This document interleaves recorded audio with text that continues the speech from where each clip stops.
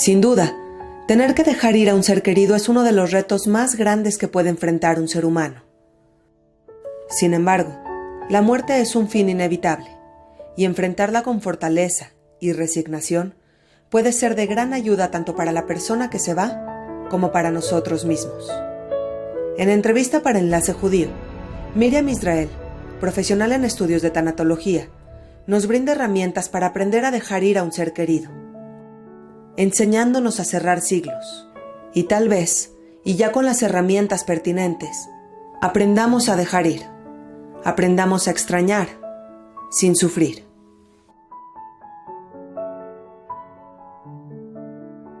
Hola Miriam, primero que nada, muchas gracias por tu tiempo. No, muchas gracias a ti, Nadia, por dar la oportunidad de transmitir lo que es la tanatología, ¿no? Y esta parte de los duelos y cómo cerrar, cómo pedir perdón, cómo despedirnos, que es tan importante. Sí, sin duda, un tema muy interesante. Partamos de lo básico. ¿Qué es la tanatología? Mira, la tanatología es una ciencia que se basa en la observación, en el estudio, en la estadística, en ver qué es lo que está pasando y cómo solucionarlo, ¿sí? La tanatología es toda una ciencia que nos enseña los pasos por los que se atraviesa cuando tenemos un duelo. Un duelo se vive cuando tenemos una pérdida, no importa de qué tipo de pérdida sea, pero tenemos duelos a lo largo de la vida que no nos damos cuenta que son pérdidas reales y vamos haciendo como que no pasa nada, ¿no? Y entonces vamos teniendo pérdidas que nos van haciendo muy fuertes, tan fuertes que nos generan una coraza en el corazón, en el pecho, que no permite que entre ningún dolor, pero tampoco entra ninguna alegría, porque nos bloqueamos. Muchas veces dicen por ahí que la gordura, ¿sí?, tiene que ver con esta coraza que se va formando afuera de nosotros. Y entonces lo importante es que la tanatología te va llevando de la mano para que vayas rompiendo poco a poco esa coraza, ¿sí?, y puedas llegar realmente al fondo de tus emociones y puedas entender tus emociones sin sufrir, ¿sí? La tanatología tiene pasos que pueden vivirse de forma desordenada, pero generalmente son 5 pasos. El primero es esta parte de la negación. Esto no me puede estar pasando a mí. ¿Por qué mi papá y no el borracho de la esquina? ¿No? Luego viene una parte del enojo, ira, que va desde lo más profundo del ser. O sea, no es nada más un enojo cualquiera.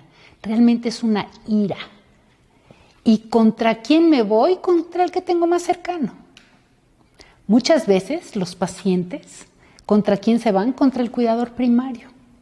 Y entra un gran coraje al cuidador de decir, si yo lo estoy cuidando, ¿cómo es posible que me esté agrediendo de esta manera?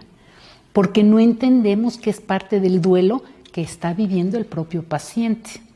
O los hermanos, Nadia, cuando los hermanos nos peleamos porque está muriendo mi papá y no entendemos esto, que tú estás viviendo lo mismo que yo, pero nos vamos a llorar a las esquinas, ¿sí? Y no nos acercamos para decir, híjole, manito, cómo me duele que papá esté muriendo. Y entonces nos peleamos. Es parte de la ira, es parte del enojo. Luego hay una parte de culpa. Si lo hubiéramos llevado al doctor antes, el médico del doctor que hizo, es que los laboratorios se equivocaron, es que no hay un es que. ¿Sí? Siempre estamos buscando un culpable de lo que está sucediendo. Y por supuesto es un regateo, déjame llegar a la fiesta de mi hijo, ¿sí? Y te prometo que voy a ser el más religioso, ¿sí? Voy a dar dádivas y voy a dar zaká y ¿sí? Porque es parte de este regateo, ¿sí? Porque no aceptamos, porque la culpa, ¿sí?, no nos deja llegar a la aceptación. Pero fíjate, Nadia, decía mi maestro Alfonso Reyes Ubiría, toda culpa está basada en un absurdo.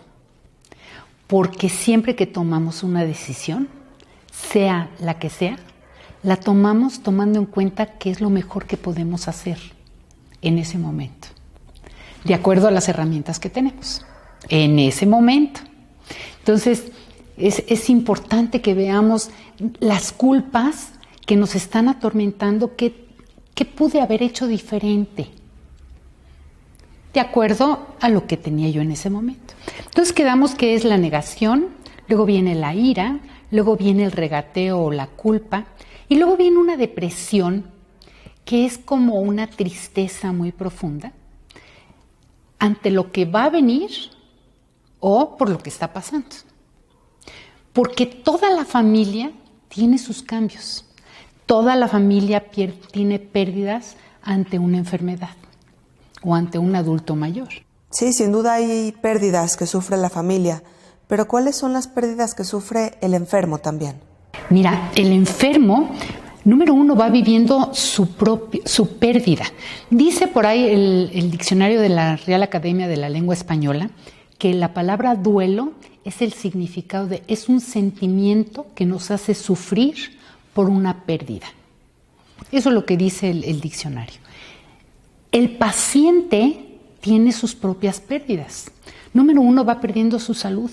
De ser una persona totalmente independiente, ¿sí?, se convierte en una persona que depende para ir al médico, en ocasiones depende hasta para que lo bañen, en ocasiones, o sea, conforme va avanzando la enfermedad, va teniendo muchas pérdidas.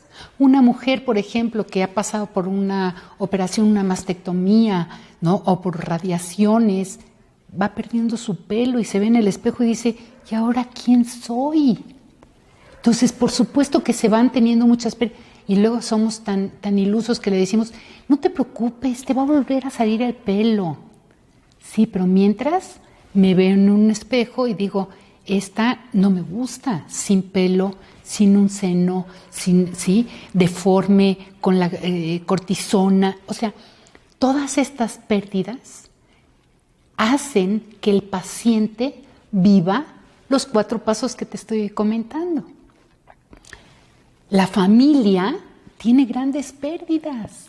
¿Por qué? Número uno, está muriendo mi papá, lo voy a perder. Él es el pilar de la casa, él es el que trae el dinero a la casa. Y ahora, ¿quién va a traer el dinero? Hay pérdidas desde al grado que dejamos de salir con las amistades por cuidarlo. Y lo hacemos con amor, pero al mismo tiempo, hijo, me perdí la muestra del cine porque tuve que estar cuidando a mi papá. Y mi hermano no vino, a él le correspondía estar aquí, y entonces yo me perdí la muestra del cine. Y entran unos pleitos familiares irreconciliables en ocasiones. Pero no nos damos cuenta que lo que realmente estamos peleando, lo que realmente estamos viviendo, es el gran dolor que nos genera la pérdida de papá. Sabemos que va a morir. Y digo papá como te puedo decir mamá o como te puedo decir un hijo. Cuando muere un hijo, un gran porcentaje de las parejas se divorcian. Porque empiezan las culpas, es que por tu culpa, es que tú no lo cuidaste, que tú no le hiciste, y no nos damos cuenta que lo que estamos viviendo los dos es un gran dolor por la muerte de nuestro hijo. Y entonces, cuando comprendemos que tenemos este proceso, este procedimiento, primero es la negación, después la ira, después viene la culpa, después viene la depresión. Todos estos 4 van de arriba a abajo, de abajo a arriba, o sea, no hay un orden, ¿no? Y puedes llegar al 4 y regresar al 1 y luego irte al 3 y luego irte... Sin embargo, la única forma en que realmente podemos entender esto es cuando aceptamos que lo que está sucediendo es una realidad. Y ahí dejamos de sufrir. Sin embargo, la muerte no es la única pérdida que sufrimos. Pasamos por varias pérdidas también a lo largo de la vida. ¿Cómo cuáles podrían ser? Mira, por ejemplo, un cambio de colegio. Para empezar, cuando somos pequeños, cuando muere una mascota, ¿no? Que papá dice, no te preocupes, te compro otra. No, pero realmente es mi mascota, yo quiero esta mascota. Cuando, por ejemplo, nos cambiamos de un colegio a otro, cuando nos cambiamos del otro colegio, de la primaria a la secundaria, de la secundaria a la preparatoria, vamos dejando atrás a nuestros compañeros, vamos dejando atrás a nuestras amistades. Cuando nos cambiamos de país, dejamos nuestra familia, dejamos comida, ¿sí? Dejamos idioma. Cuando tenemos un matrimonio, es una gran pérdida. ¿Por qué? Porque pierdo mi individualidad. Dejo de ser una para convertirme en dos. Dejo de tomar decisiones para mí sola porque tengo que compartir mi closet. Tengo que compartir mi cama. Y entonces no me puedo levantar a las 3 de la mañana, ¿sí? Y prender la luz porque tengo una pareja. Entonces, en los momentos felices también se pueden sufrir pérdidas. Por supuesto. No tiene que ver una cosa con la otra. Claro que se va de la mano, Nadia, y no lo entendemos. Por ejemplo, un parto es una gran pérdida. Es una gran pérdida porque la mujer, de ser una persona, somos dos. Mi cuerpo ya no vuelve a ser el mismo. ¿Te acuerdas el bikini que usaba yo antes? No, pues ya no lo puedo usar y menos con la cesárea. No vuelvo a dormir igual. Vamos teniendo pérdidas, ¿sí? Que si no nos damos cuenta, nos vamos separando. Y como generalmente no nos comunicamos con el marido viene y quiere platicar o quiere tener intimidad y por supuesto yo no quiero nada, lo que quiero es dormir, quiero descansar y no nos entendemos. Y es un duelo lo que estoy viviendo, es una pérdida de individualidad. Y estoy perdiendo a mi pareja porque ya no somos dos, ahora somos tres.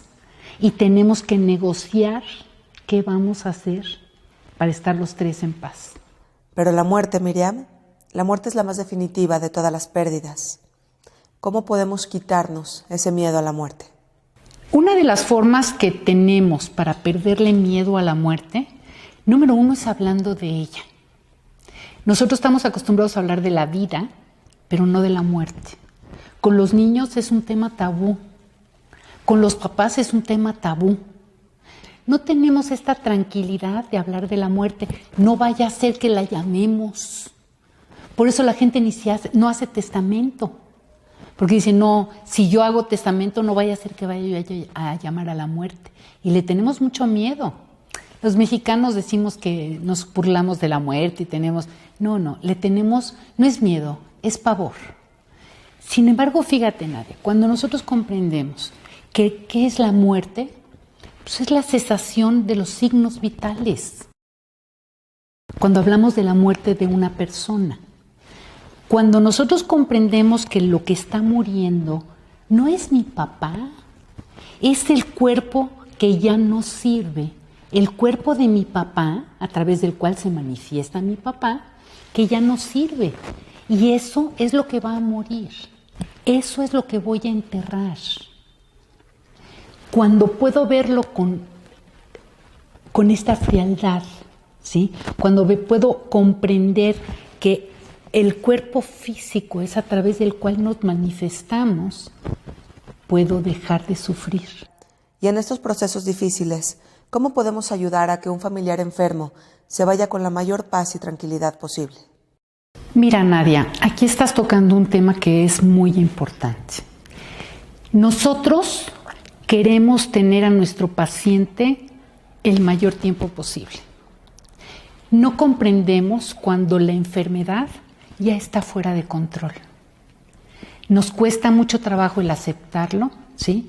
Y seguimos buscando una curación, a pesar de que ya no hay curación. ¿Un milagro? Sí, un milagro. Pero mientras el que está sufriendo buscando ese milagro es el paciente.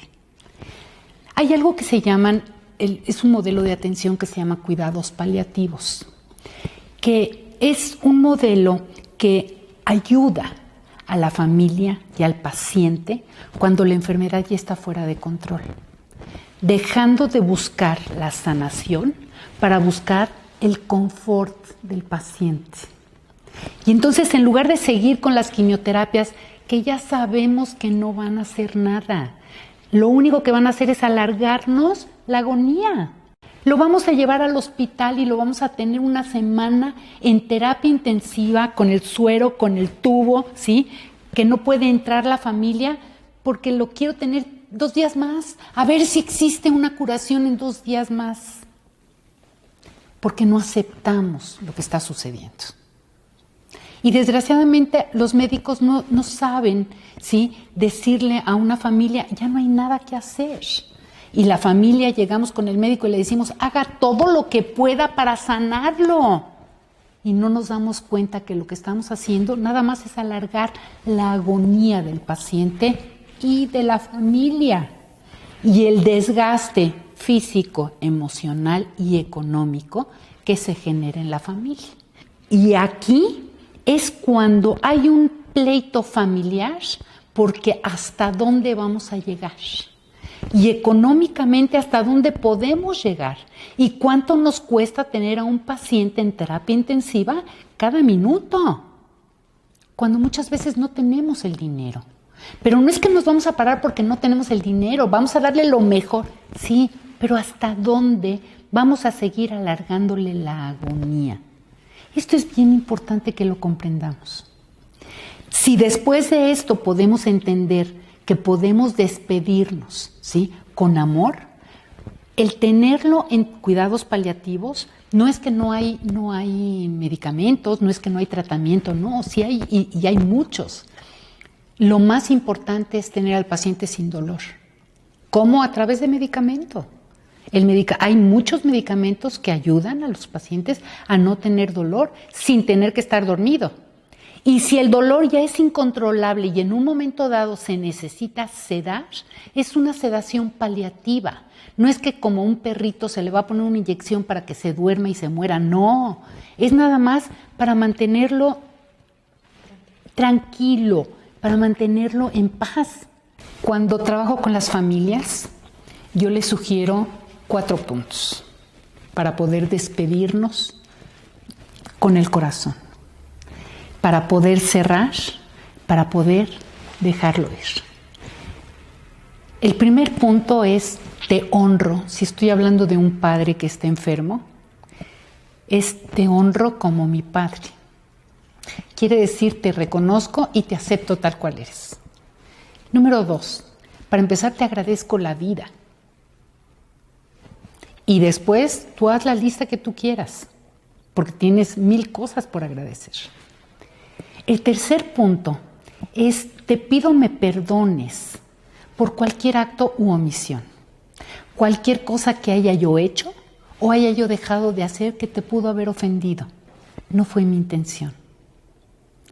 De mi parte, no tengo nada que perdonarte porque fuiste un padre maravilloso, etc. O te perdono las palizas que me pusiste, ¿sí? O de momento no puedo perdonar el que me hayas violado o que me hayas abandonado o que hayas X situación. También se vale decirlo. Anteponiendo la palabra de momento. ¿Por qué? Porque eso no quiere decir que nunca lo voy a hacer. Y yo necesito liberarme. Te honro, te agradezco, te pido perdón. Y el cuarto punto, que es el más difícil de todos, es decirle, por el gran amor que yo te tengo, cuando sea tu momento, para mí va a estar bien de que te vayas. Es una forma en que le decimos al paciente, ¿sabes qué? Te puedes ir, voy a estar bien.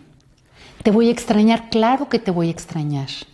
Pero muchas veces el paciente sufre cosas tremendas porque la familia no está lista. Porque llegamos y le decimos, échale ganas, papá. Como si no le estuviera echando las ganas suficientes. Porque le decimos, no te vayas, no me dejes. Y entonces el paciente se queda porque no estamos listos para dejarlo ir. Entonces, es muy importante comprender estos pasos y llevarlos a cabo, que cada una de las personas de la familia lo haga. Por supuesto, la pareja también. Y tiene por agradecerle los hijos que nacieron, el tiempo que estuvieron juntos. Hay mucho por agradecer. Pero ahí te va, Nadia. No es nada más cuando alguien está muriendo, también cuando te estás divorciando. Es importante cerrar para poder irte a otra relación. Un trabajo, honrarlo, agradecerle, pedirle perdón por todas las travesuras que hicimos y decirle, yo me voy a algo nuevo. ¿Sí? Cuando una persona ya falleció, papá ya falleció hace un par de años, y no tuve la oportunidad de decirle esto que te estoy diciendo, siéntate y escríbele una carta con los 4 pasos. Te honro, te agradezco, te pido perdón y te dejo ir. Es esa una de mis preguntas, ¿cómo podemos cerrar ciclos? Esta es la mejor forma, desde mi experiencia, es la mejor forma que tenemos para cerrar el ciclo, ¿sí? Para poder cerrar aquí, para poder abrir aquí. Si te vas a cambiar de trabajo, si te vas a cambiar de escuela, si te vas, agradece todo lo que tengas que agradecer y la familia se quede en paz, porque ¿sabes qué? Se quedan con la satisfacción del deber cumplido. Hice lo que pude por mi papá, no para sanarlo, pero sí para que estuviera bien. Ahora, una situación que a veces se complica es explicarle a los menores la muerte de un ser querido. ¿Cuál es la manera más apropiada de manejar estos temas con ellos? Mira, Nadia, cuando tenemos niños en casa, ¿sí? Y está muriendo el hermanito, o está muriendo mamá, o está muriendo el abuelo, es importante que ellos estén ahí presentes y nos ayuden a cuidar al paciente, llevándole un vasito de agua, prendiéndole y apagándole la luz, acompañándolo a que vea la televisión o leyéndole un cuento. Involucramos a los niños, ¿sí?, en esta despedida. Depende de la edad, tiene mucho que ver la diferencia de edades, porque el concepto de muerte es muy diferente de 0 a 6 años, es muy diferente que de 6 en adelante. Pero ya sabes, no hay una regla real, pero cada edad es diferente.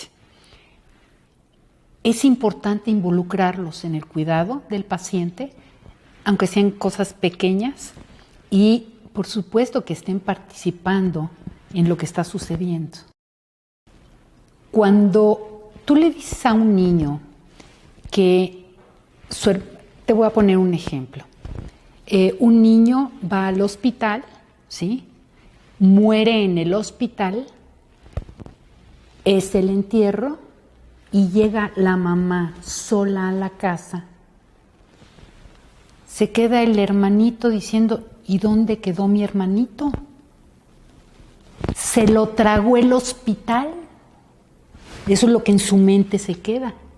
Si no le explicamos lo que está pasando, se queda con se lo tragó el hospital. Y cuando mamá tiene que volver a ir al hospital, ya sea a dar a luz o una operación del apéndice, no quiero, porque te va a tragar el hospital. O no quiero ir yo porque me va a tragar el hospital. Es muy importante cómo hablamos con los niños.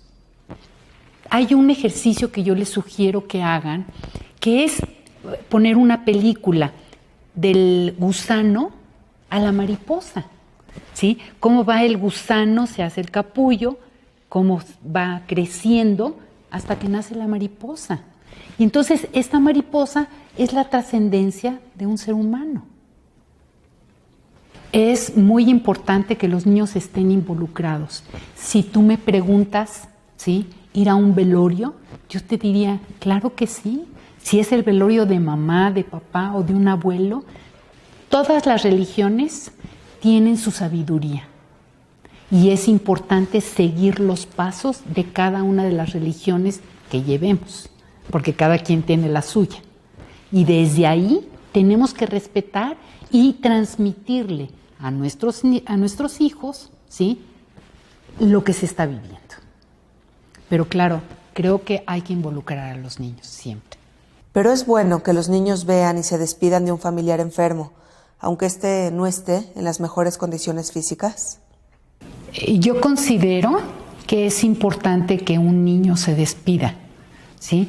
de su ser querido con los 4 pasos, porque los niños también tienen mucho por agradecer, porque los niños también tienen mucho por qué pedir perdón en un momento dado, ¿no? Y decir, depende también la cercanía que hay. Miriam, una vez que nuestro ser querido se fue, ¿cuál es la mejor manera de honrar a nuestros muertos? ¿Cómo podemos manejar nuestros duelos? Mira, Nadia, las grandes instituciones han nacido de una gran pérdida. Cuando muere un ser amado, nosotros nos podemos dar. Decían por ahí mis maestros, cuando tengas el hueco en el estómago, llénalo de amor y dalo. La mejor forma que nosotros tenemos para honrar a un muerto es dando tzedaká, ¿sí? Es dándonos nosotros mismos, dar algo de nosotros. Por ejemplo, dar una beca, si murió un hijo, dar una beca en su nombre, en una escuela en la que lo necesite, dando nuestro tiempo yendo con adultos mayores a leerles.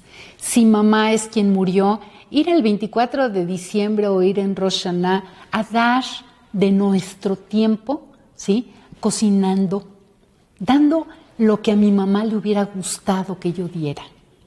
O tejiendo colchitas para niños en un orfanatorio, o yendo a un orfanatorio a tocar a los niños. O ahorita, por ejemplo, dando el donativo para la gente que lo necesite. Yo les digo, el mejor momento para limpiar los closets del ser querido que ya no está es ahorita, porque esa ropa se necesita.